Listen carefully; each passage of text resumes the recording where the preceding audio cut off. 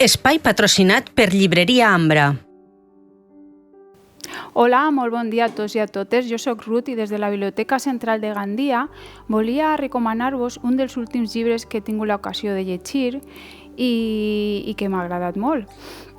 El llibre que he triat és aquest, Hacia la belleza, de David Fenquinó.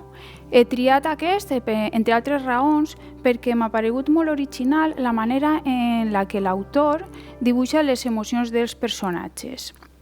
David Fenquinó és un escriptor i un músic francès que està ja consagrat i és reconegut internacionalment per altres obres literàries com La delicadeza, com Charlotte o La biblioteca de los libros rechazados.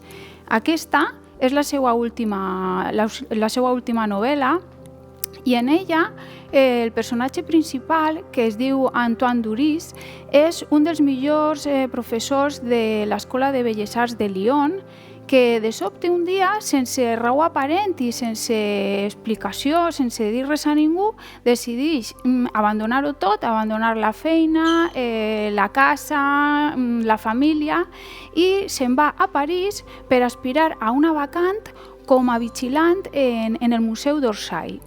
Allí la directora de Recursos Humans no entén massa bé què és el que ha pogut passar per a que una persona tan sobrequalificada com el professor Duris vulgui aspirar a un treball així, a vigilar una sala de museu.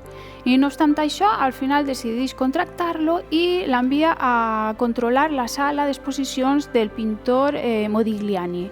Precisament allí, en aquesta sala, és on està un retrat de Jean Geburet, que en aquest altre llibre que tenim ací, sobre la vida i l'obra de Modigliani, que el tenim en la Biblioteca Central, en la segona planta, us puc mostrar el retrat de Jean Geburet, en el que veiem la figura de Jean. Ella va ser la musa i el gran amor de Modigliani.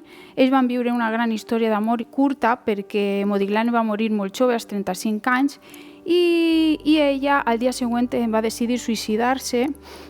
Es va tirar per un quint pis embarassada de 8 mesos del segon fill que esperaven. I aquesta història tràgica, que pareix que no tinga res a veure amb la història del nostre protagonista, sí té a veure perquè realment aquesta novel·la és un conjunt d'històries que pareix que no tenen relació, però que al final elles encaixen perfectament, les històries, i ens expliquen què és el que ha passat exactament. De fet, el personatge de Jean té un paral·lelisme amb una altra de les protagonistes de la novel·la, que és Camille. En la novel·la parla de molts temes, però el tema principal per a mi és el tema de la culpabilitat. La culpabilitat, inclús aquesta culpabilitat irreal que tots hem sentit alguna vegada quan hem estat prop d'una tragèdia o d'algo dramàtic i que simplement no hem pogut evitar. I encara que és irracional sentir-nos culpable, no podem evitar-ho.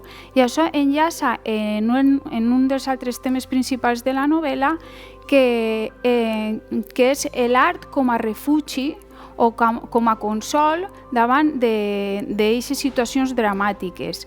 Fenquinó, en algunes entrevistes, ha comparat el que és l'art amb la religió, en el sentit que, igual que n'hi ha persones que per a consolar-se acudeixen a la religió o a una església, n'hi ha altres que acudeixen a l'art, a la bellesa o a un museu. I d'ahí el títol de la novel·la, Hacia la belleza.